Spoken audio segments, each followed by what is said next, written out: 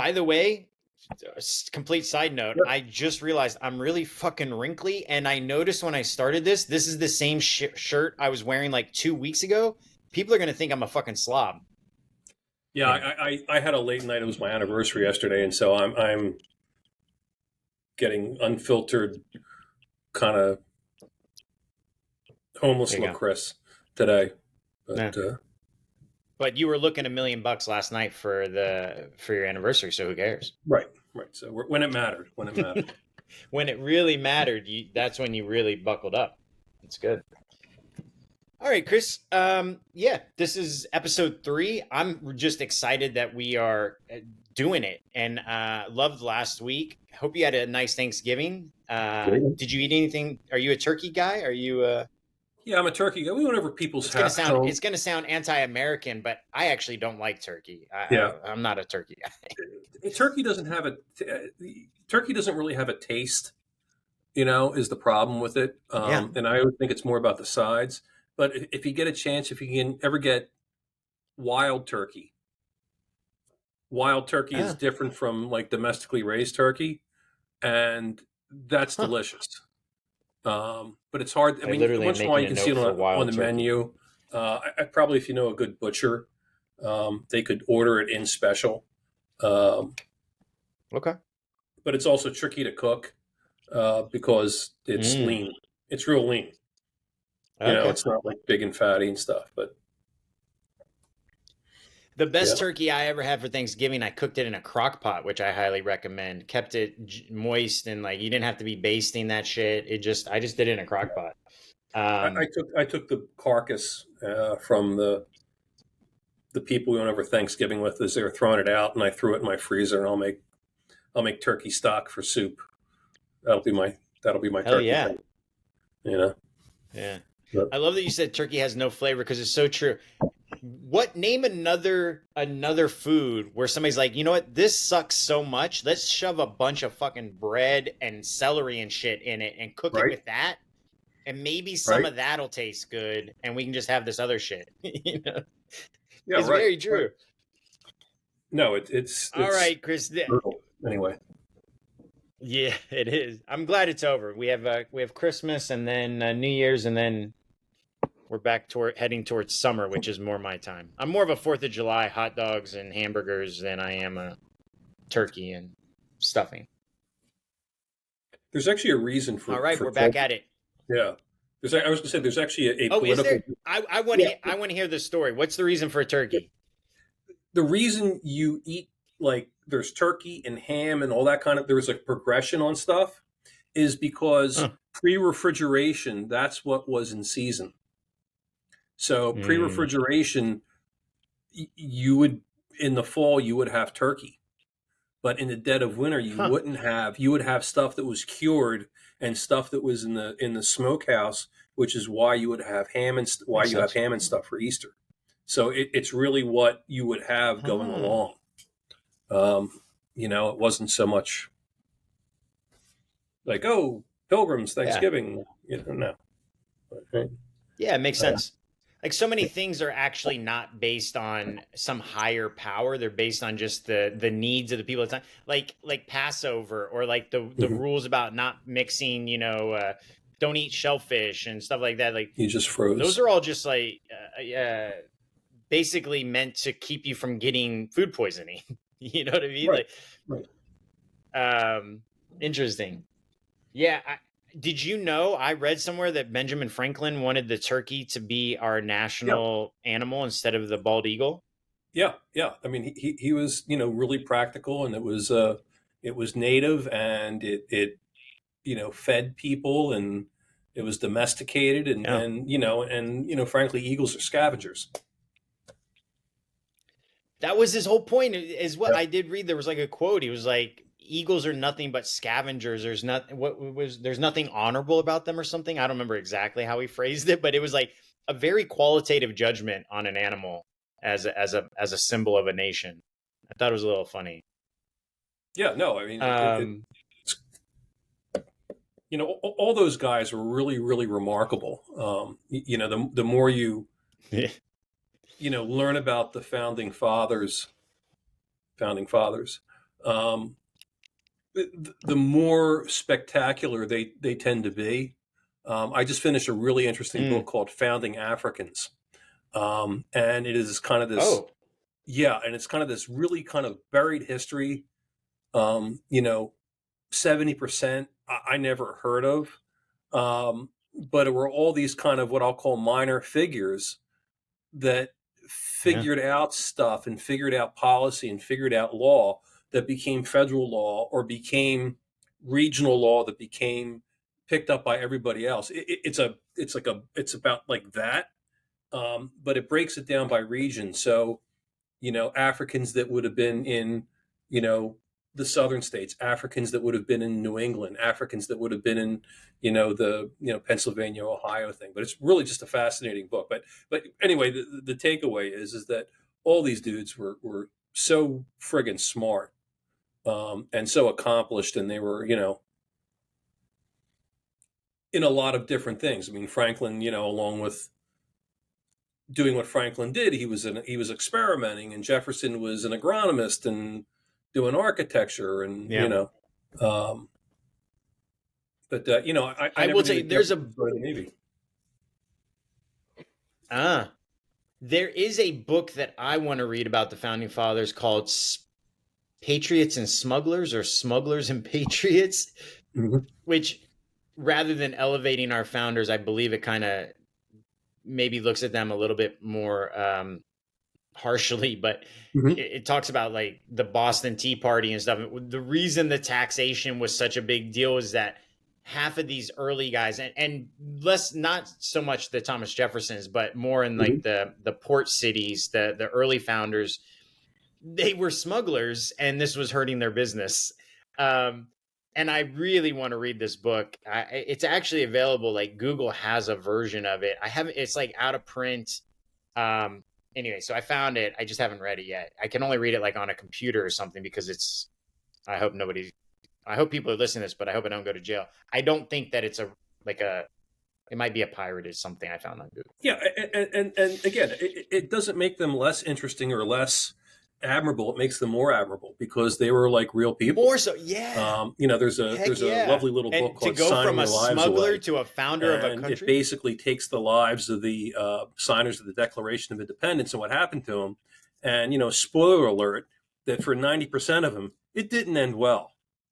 Either they became Right. bankrupt, or they became arrested, or they became ruined, or they Yeah. died in ill repute.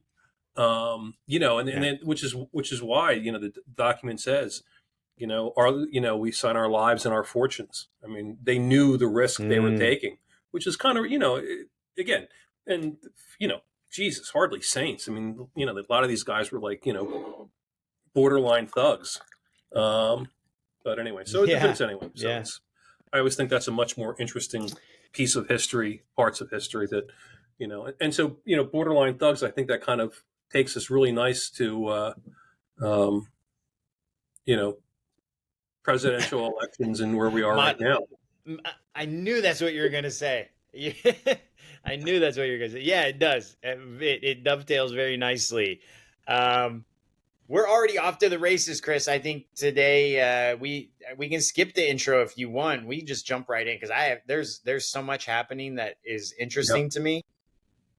Yeah. Um, For me, the there kind of the was interesting news of the okay. week First of all, was that the top five Americans for things we need to talk about. Prosperity, Number which is a one, Koch brothers what I'm really thing. scared about. Yeah, I'm terrified of this because who knows what it's going to be. Usually, famous deaths come in threes. Right. Okay, Rosalynn Carter, Charlie Munger, fill in the blank. Hmm. Could be anybody. Don't say the top guy though. I feel like that would be a curse, but it No, it, no, it, it terrifies me. it's too easy a pick. That Um, one's too easy. Yeah, yeah. Um, have I we know you talked want to about? say George Santos with there's going to be a Botox medical emergency. Yeah, right. Um, have we talked about death pools? By the way, No, but now's the time. I think I'm going to write this okay. down. Death pools. So, and it's good because it's, it kind of dovetails nicely into Fantasy Elect because it's kind of a betting game. It's a side bet. So I have a group of friends in that for Amazing. 30 years, we've had bets at the beginning of the year about who's going to die.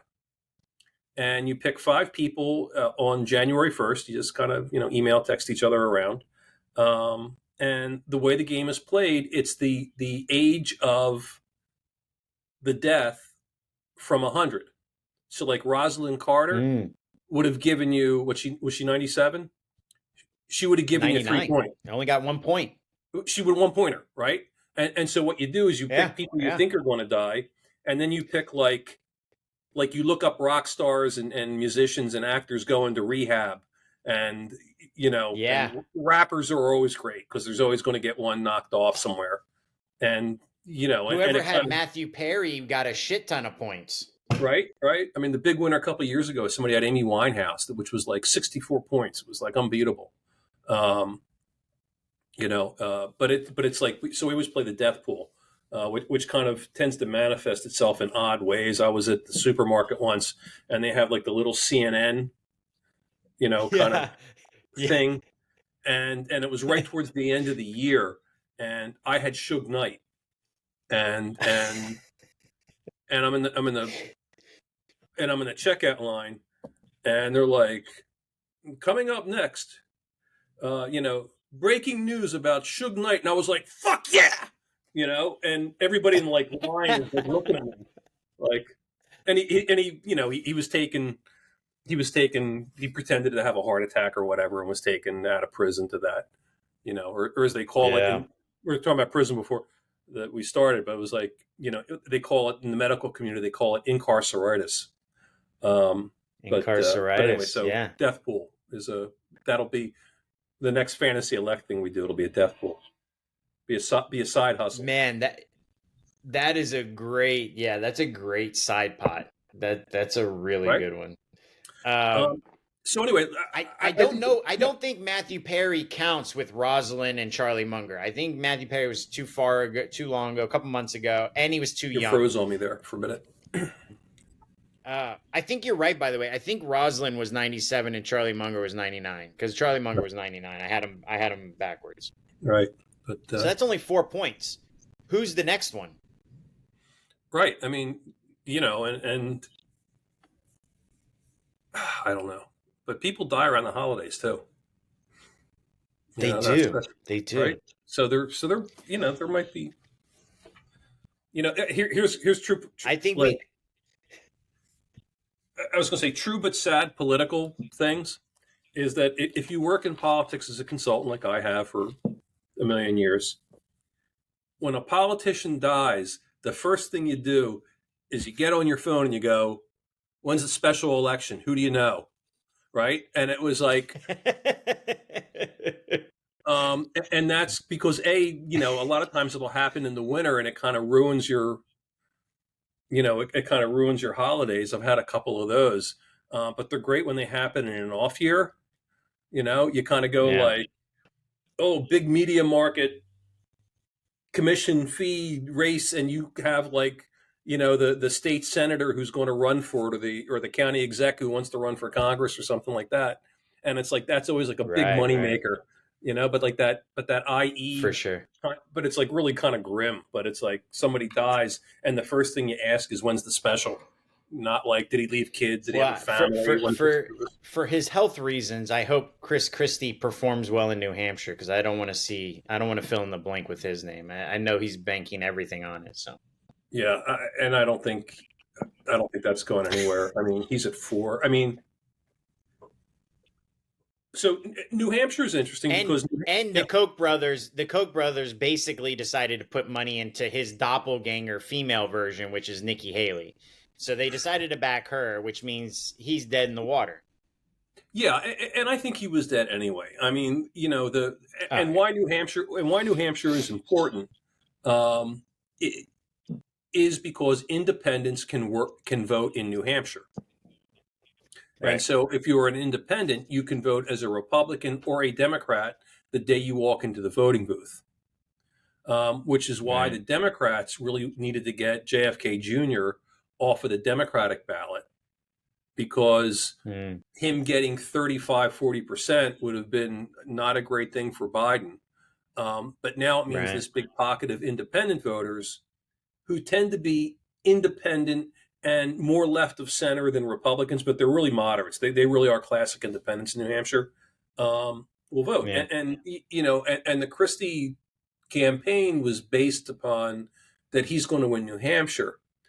Well, at his height, he was only at like 16 in 2016. And I think he finished at 9. And he's at 4 now. So it's not like there was this great yearning in New Hampshire for Chris Christie. But it'll be interesting that, Haley being endorsed by Americans for Prosperity, which, by the way, has its own really interesting background. And I caveat, I had done some work for them. I think the last time I did work for them was like 2014, 2016. Okay. But, they started as a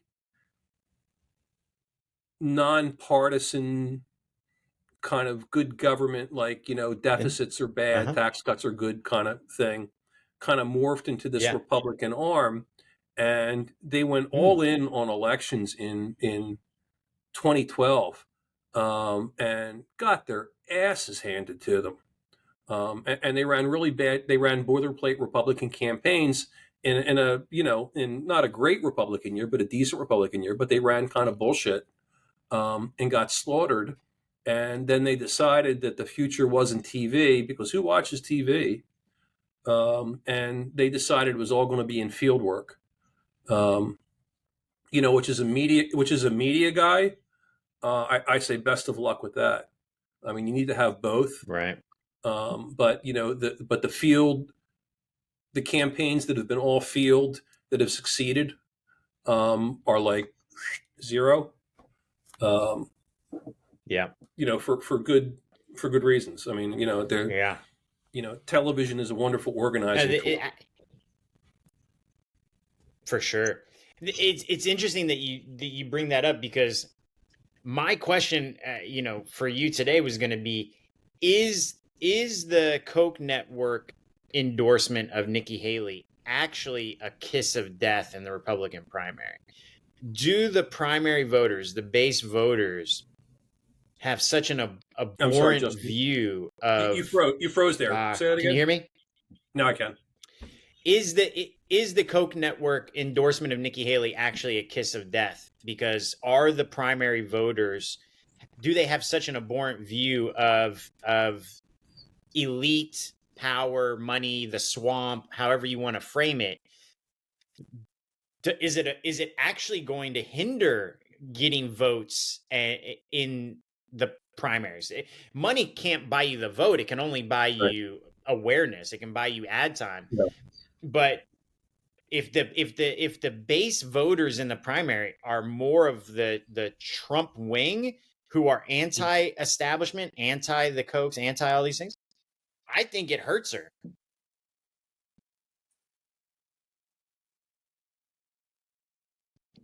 What do you think? It's a net plus for her. I don't think it is a big plus. The kind of the Trump, what we'll call the Trump wing, is the hardcore of that is probably a third of the party right now. And I think you've got another third of the party which kind of remain what we would consider a traditional Republican, we'll call it a Mitt Romney Republican. And then, the kind of the remaining third of the party is, will you guys get your fucking act together and just win something? And right. And where that third is going to, there's probably 8 versions of that. There's probably really 8 iterations, but literally it's easier to think about it as breaking down a third. And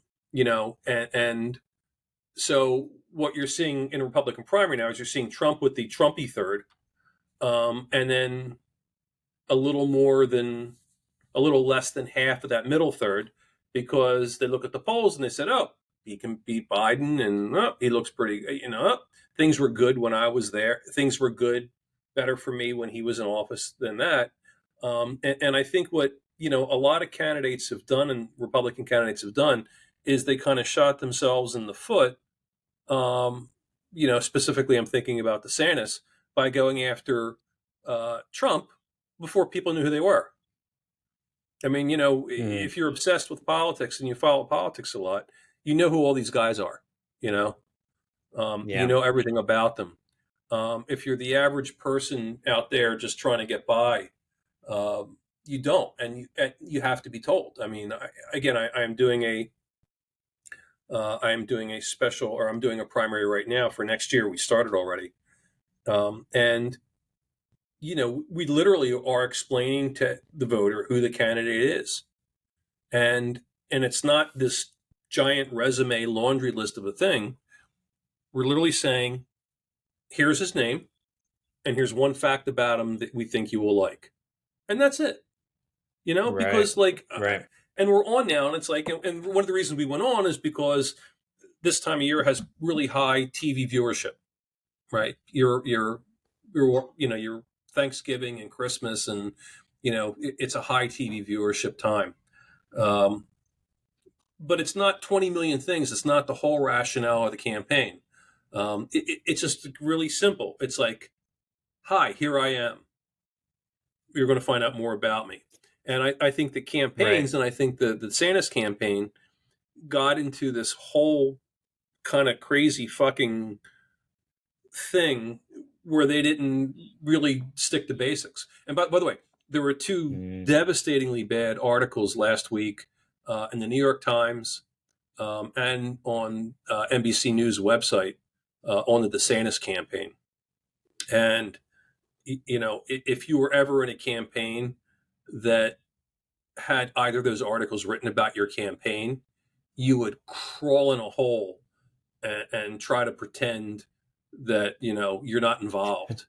Because but here's the thing: when you see stories like that, and they're awful stories, and again, I know a lot of people in the DeSantis campaign who I consider friends and I think are really top consultants. But when you see kind of like tell-all articles like that, and Kamala Harris had a bunch of those in 2020. When you see those, she did. What it means is that your campaign is full of fucking vipers who can't be trusted because they're talking to the press all the time, and they're trying to point the finger at somebody else for things that aren't going well. And it's a sign how dysfunctional the campaign is. I've worked on campaigns where being in the press, even unnamed, but being in the press was a fireable offense. And they would know who it was, obviously, based on what you said. I mean, every like a source close to the campaign says X. We always know who that is. But again, interesting.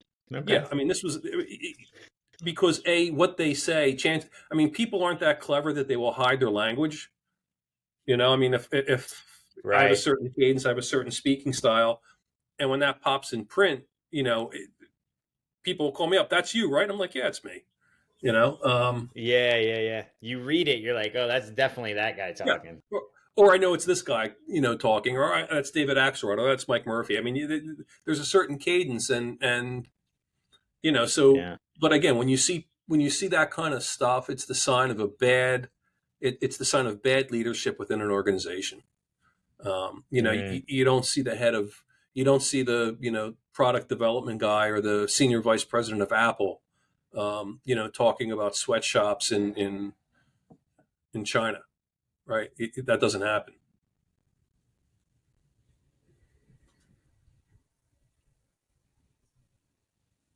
Yeah, it reminds me of.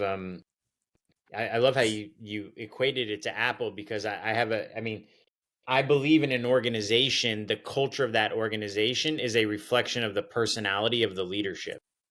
And it doesn't have to be one individual, but I think in the sense of a campaign, that was exactly, you brought up Kamala Harris. I mean, everyone flew towards the end of that campaign as it was disintegrating. And everybody said almost the exact same thing, which is kind of the same criticism that she was getting from the public or from people that wouldn't, that were speaking privately about her, right? So I think that's the interesting thing about the election process, or about looking at a company and looking at cultures within organizations, is like, you can make a judgment about the leadership based on the culture of that campaign or of that organization. And then you're going to bring the same thing into the bigger thing once you become elected. I think that same culture is going to trickle through to the actual governing, to the bureaucracy to a degree. So it's a really interesting point that you make. Yeah, I mean, kind of really successful administrations, first-term successful administrations, they've had, really good structure and really good campaigns, and it's not, it's not a coincidence that the really well-run campaigns become the really well-run administrations at the beginning, anyway. I'm thinking about Obama in 08 and Reagan in 80. Both of them were very, and Bush in 88. They were very well structured campaigns. Right. Everybody knew their job and everybody kind of stayed in their lane. But I think the culture's changed. But by the way, what is interesting about the Trump campaign right now is the Trump campaign kind of comes off as a runaway train. But the only guy kind of pushing it all over the tracks is Trump. You don't see Trump spokespeople, official Trump spokespeople, saying crazy shit in the press or getting in trouble or having articles written about them. Right. All the craziness comes from, kind of comes from Trump. Yeah. No, I think there's something to that. Like you said, it's almost as if it may be a very disciplined organization, the Trump campaign. It's very on message, and there's no deviation by any of the people, which is exactly, by the way, what I think is scaring the power structures that be. When they talk about what would a second Trump campaign look like, they always refer to, like, there's nobody left to check him, right? They're really saying that same thing, is that he has total control over everyone who's working for him now, for good, bad, indifferent, however you want to, take that for what you will. But it's actually, this is a interesting thing. I do think also Biden put his mark on his campaign in 2020. I've heard that all of his administration officials are now going to sleep at 7 p.m. So they're just like, he has left his mark. Dinner at 3:30, to bed by 7. Very much on the same structure, very controlled. And by the way, which is not a bad thing, because there's nobody there to make news or make trouble. There's nobody there late at night to say something stupid. You see it, you saw it with Trump, but you really see it with celebrities. Is that you see the tweet and you see the time on the tweet, and it's like 3:20 a.m. and you're like, you kind of go like, okay, was there drugs or alcohol involved in this unhinged tweet? Yeah, I want to guess that. Right. I'm coming from the club, and this seems like really funny and a good idea, and it's not. Never is. If it happens after midnight, it's a bad idea. Which was the Chris Rock thing. The Chris Rock thing about had a less in crime. He said lock all ATMs after no ATMs function after midnight. It's true. He said if you're pulling money out at 2 a.m, it's for no good. And it's like, yeah, okay. 100%. It's 100% right. Okay, cool. I think there's another story that's happening right now that is actually pretty serious, but I'm very curious your take. Biden throwing a little shade on Lauren Boebert in her district, touting all of his legislative accomplishments, trying to keep the, investing in the economy, of which she voted against all of them, of which a couple companies in her district were huge beneficiaries and employers. Is this going to hurt her? Is he going to actually be successful? I mean, she's in a pretty close district. last year during our games, her race was the last race to be called, even after Warnock and Walker. And I don't even think anybody knows that. But the recount process and everything, we weren't able to certify the outcome of that until after Warnock and Walker. It was a very close race. Is he pushing her out of the, is he pushing her out? It helps both of them. It really helps both of them because it he elevates her as an adversary. Yeah, and if I'm her fundraising people and the president comes in and attacks me, you're like, thank God, because like I guarantee you, as soon as that happened, somebody was writing the email. Right now, I'm being personally attacked by the president of the United States because I favor X, Y, and Z, and I'm against his radical trans kid child molesting commie, pinko, right, appeasement policies or whatever the communist fascists. Yeah. Yeah, whatever she was, but so it helps her raise money, and it helps him because she is a foil because she'll take the bait. Right? Like, it doesn't help him to go in to somebody who doesn't know. I mean, he could go in, I'll make it up, Larry Marshall in Kansas, who voted against it. He could go into Kansas and say, look at all this canvas infrastructure that I did. Doesn't help him because nobody knows who Larry is. The woman that was given the hand job at the theater, I know her. Right? Yeah. Or as we like to call that, hands across the aisle. But yeah, so it helps both of them. And I've been in campaigns where that kind of thing has happened, and there's kind of a tacit agreement by both sides that you're both going to play the game. Because it helps both of you. Yeah, so there it is, right there. So she's likely gonna get a fundraising bump off his attacks, right? Yeah, that's gonna be great, and he's going to get and Democrats, and again, if you look at his base, he's got base problems. He's got electoral base problems among Democrats for a lot of reasons, and it's like for sure. But if he's going to go against, but by him attacking somebody that the average Democrat thinks an idiot, that helps him. So it's a smart move. I love that you said that about his base problems, because that's actually the next question I have for you. Did you see the Oakland City Council video? They wanted to condemn the Hamas attacks in their document that was calling for a ceasefire. Yeah, I maybe don't understand politics, why a city council would pass a resolution about another country, but okay.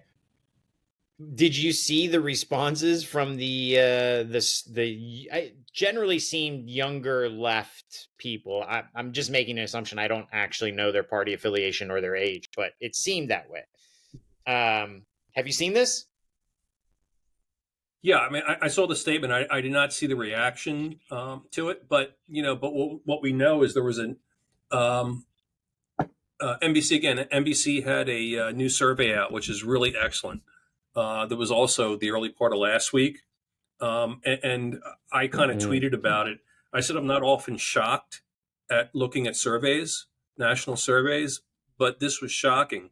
And the shocking piece of this is that Democrat voters 18 to 34, the young activist base, have a more favorable impression of Palestinians than they do of Israel.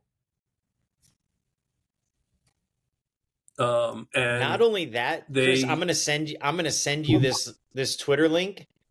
Not only a favorable opinion of Palestinians was voiced during that city council meeting, one person stood up and said that they supported Hamas, the armed faction against Israel, which was a step, which actually may not have even been the quote unquote like most outlandish thing said during that. Another one was that the IDF actually killed their own people in like a false flag operation. Yeah. But I don't even think it's support for Palestinians. Actually, I think it's actually support for armed rebellion of Hamas. I think they're actually supporting Hamas. Yeah, and it's a real Democratic base problem. It's a real Biden base problem. Here's going to be my big prediction. I predict before the election is out that JFK Jr. is going to become the pro-Palestinian that person, because that really hurts Biden from winning Michigan. Not being, I mean, obviously by his position, he's lost a lot of Muslim votes. People forget that in the year 2000, before the Gulf War, before the second Gulf War, for Iraq and Afghanistan, George Bush carried Muslim Americans by over 60-40. It was a huge number. I forget the exact number. Might have even been 80-20. And then because of Iraq and Afghanistan, they flipped and they became 90-10 Democratic voters. But he cannot lose those votes and win Michigan. And so, if you're the Biden campaign, you're looking at a electoral map without Michigan, which is very difficult. But getting back to Oakland again, it's a problem if you're a Democrat, if for no other reason that you've got Democratic elected officials supporting a group that the United States government has termed a terrorist organization, for Christ's sake.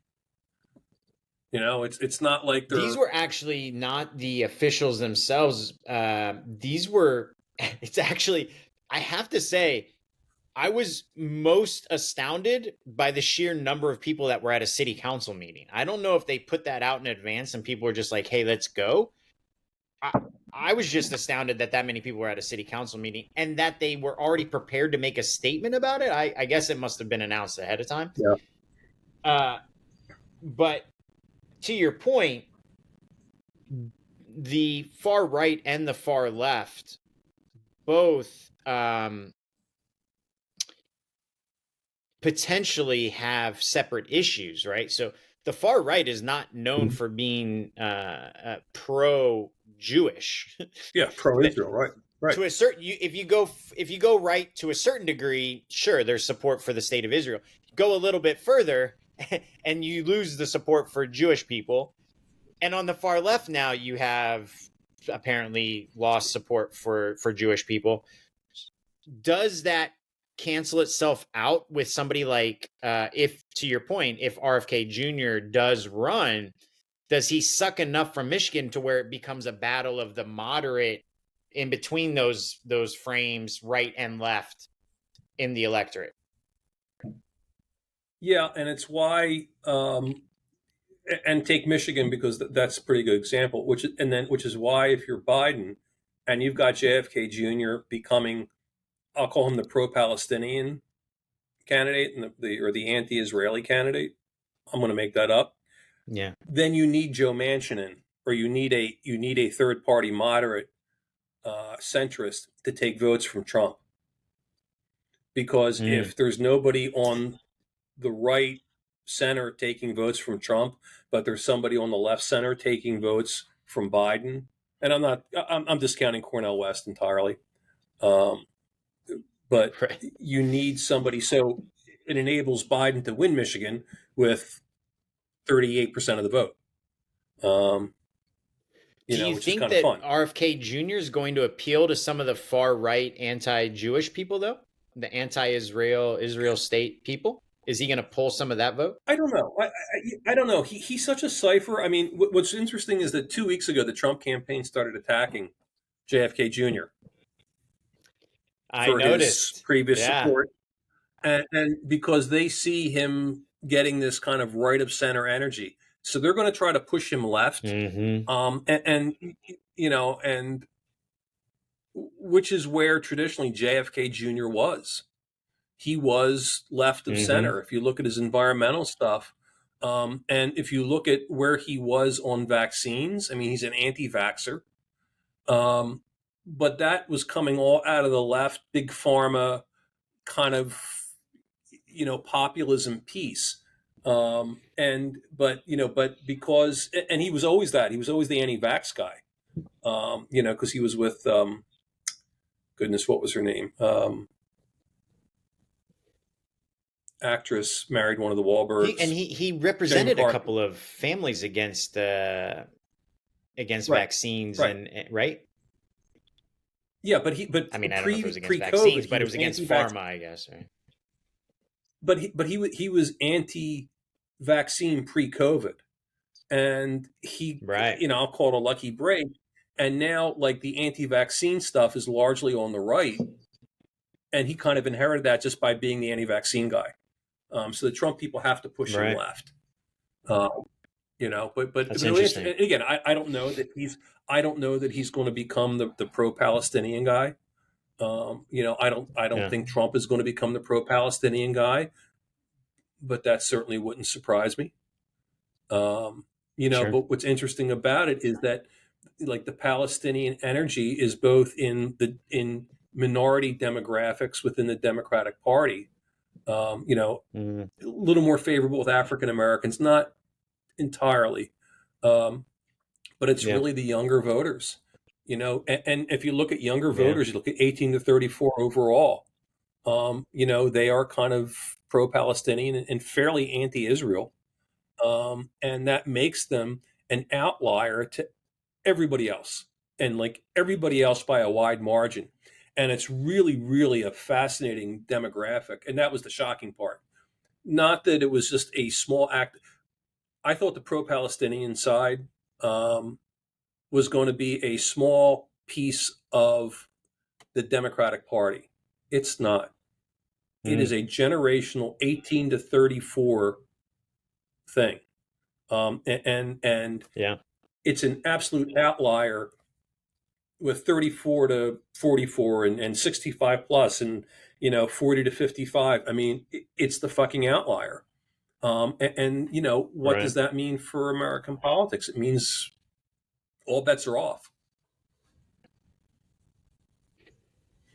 I mean, as everyone knows, Chris, 18 to 34-year-olds are the only people that can solve multi-thousand-year problems. Come on now. We all know that Right. they I have mean, the answer to yeah. this thousands-year problem.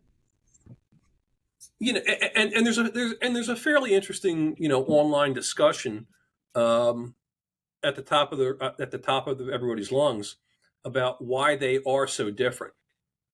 Um, Mm, and is it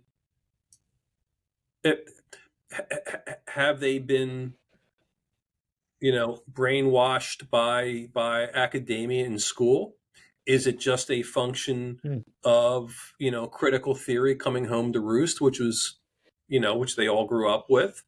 Is it a yeah. fact that tend to be less religious, and so Mm, less religious, and you which would place you out of the Judeo-Christian tradition with all the other generations would have had. I mean, I don't, it's a good sociologist question. And the discussions are kind of interesting. And in all these things, I always say it's all of the above. Um, right. Right. It's interesting. I think it's going to continue to develop, and I agree. I think more than anything, I think more than inflation, this issue is going to affect Joe Biden more than any other. If the ceasefire mhm. lasts, I think he can put this to bed. Or if the battle between in Israel ends prior to the general, I think that perhaps he can recover some of that territory. But I do think if he is not able to get to stabilize that situation, which is kind of sad Mhm. because it's not really an American situation to stabilize, right? I mean, Right, he's kind of right, limited to some degree. But if he doesn't right. get a hold of it, I think this is the issue, not inflation. This is the issue that will potentially do him in. Yeah, Um, and again, okay, I mean, yeah, it's literally sitting on top of a time bomb. yeah, yeah, not a for sure. Um, Because if we there got is to a do the ceasefire and everybody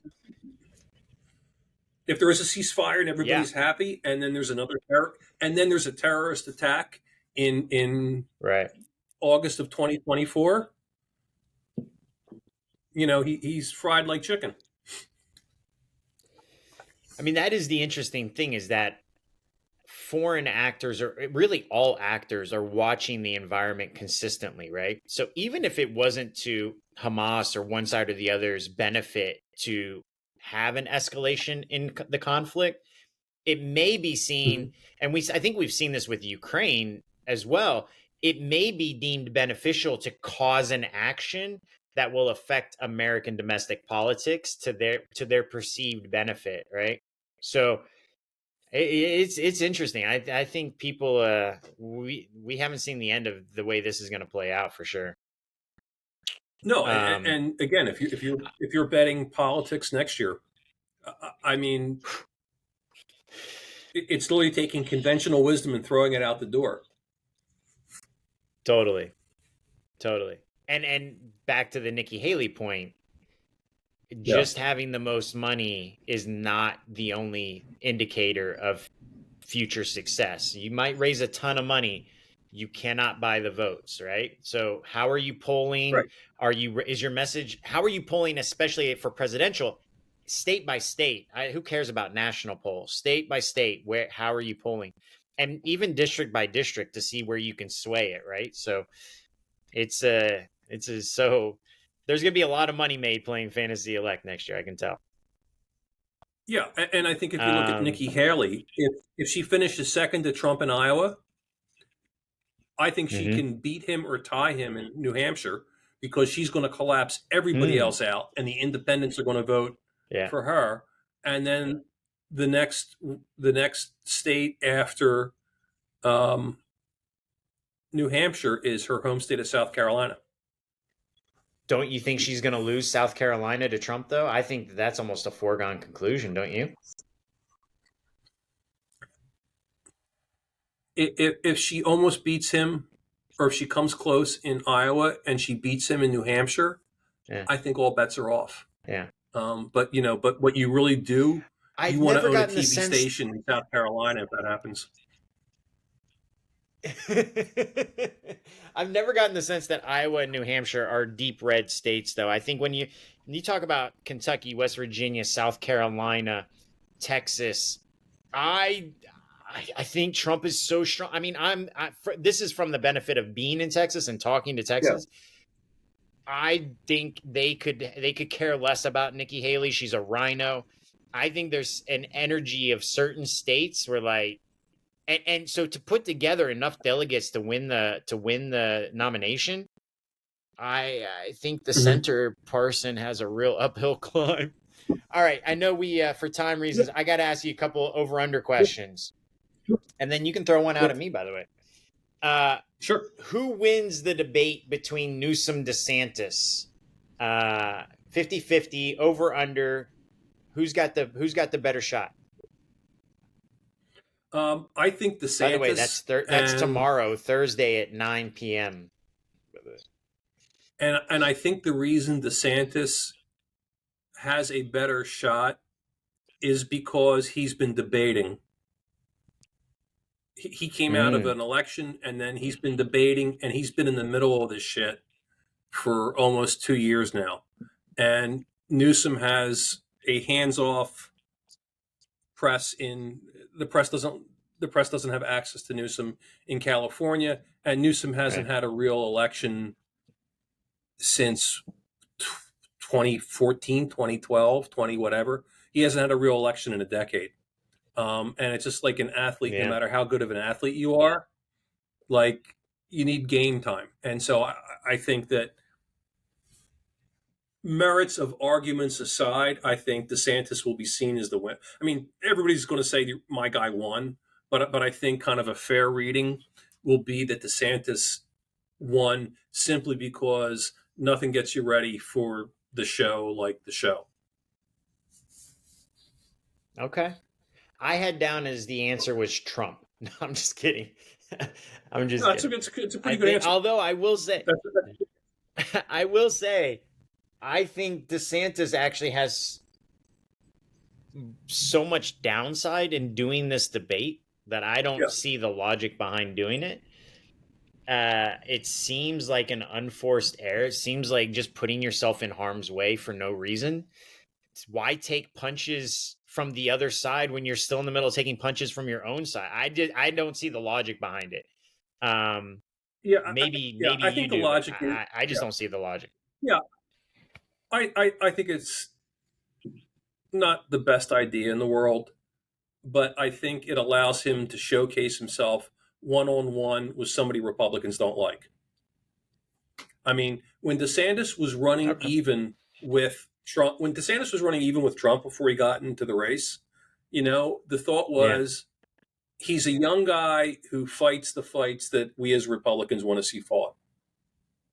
And I think he can do that against Newsom. Okay. You know, his campaign is going nowhere so badly right now. If he fucks up, what's he going to do? Move from 4th to 5th in Iowa? Yeah. Yeah. Precipitous. Yeah, and I think it has some risk for Newsom too. All right, so you're going to be. I think it has some risk for You're going to Newsom be too. looking. Yeah. So you're going to be looking for DeSantis. You got DeSantis over under 50. Okay, last one. White House is going to add a South Lawn ice skating rink. 50-50 over under. How long? 1 month, 2 months before the first lawsuit when somebody falls. Oh, weeks. I think okay, the bet I would like on that would be the first person to break a limb. Would it be a visitor or White House staff? I'd go with White House staff. Okay. Because I guarantee you that somebody's going to think I'm going to do an Instagram selfie, or I'm going to do a live stream of me trying to do a double camel, right. and wound up with wound up with their femur sticking through their flesh or something. I guarantee that's going to happen. Let's just hope that none of the handlers around any of the politicians think it's a good idea to get them out on the ice, because we have, I don't know how many politicians we have that could handle it. Yeah. So I have a question for you. Yeah. Okay, so here's my question. So if the Middle East war drags on, does Biden move out Kamala for somebody else that might help him in a particular state, like Michigan? Does he, if he needs Michigan and he can't win Michigan because of losing Muslim votes in Michigan, does Kamala step aside, and does he pick Gretchen Whitmer, the governor of Michigan? It's funny that you say Gretchen Whitmer. I thought you were going to say Rashida Tlaib. Isn't Rashida Tlaib from Michigan? But does he make something bold? Yeah. But does he make some kind of bold move at the convention? And if he's mired, if he's losing to Trump, do they go for a new roll of the dice? Because they just tried to do yet another reboot of Kamala 3 weeks ago, and it was like, good God, stop. Honestly, Kamala is the next generation Hillary Clinton. No matter what she does, she's unlikable. It doesn't matter what she does. No one likes her, and that's for better or worse, it's a popularity contest. So nobody cares. They just don't like you. Right. I don't think I would. It's hard to bet on the future, but I don't think she'll ever be anything more than the vice president. Maybe governor of California, but she'll never be president. Because she's just not likable by a lot of people. So Whitmer, I don't know. I actually think for him, the path may be actually more of a Rashida Tlaib. She's Muslim. I think she's Muslim. Hope she is. Certainly, she's from Michigan. Gives her that, and she's a minority woman, so it isn't seen as like replacing Kamala with a white woman. That could be taken horribly. Right. So I think, maybe. I don't think, though, in realistic terms, I think that the Democrats have right now bought into the idea that they just have to be better than the other guy. They just have to be perceived as a better choice. They don't have to be perceived as good. He's even said this. What does he say? Don't compare me to the almighty, compare me to the alternative. That is his entire campaign strategy right there. Right. All right, Chris. Right. I would say it is a 50-50 that he replaces Kamala, but I would lean maybe slightly more that maybe 45-55 actually that she stays. It was good talking to you. Another awesome episode in the books. Good talking to you too. And by the way, next week we're going to have a guest, Aaron Handworker. He does a couple podcasts here in Austin, and it'd be fun to have him on the show. Great.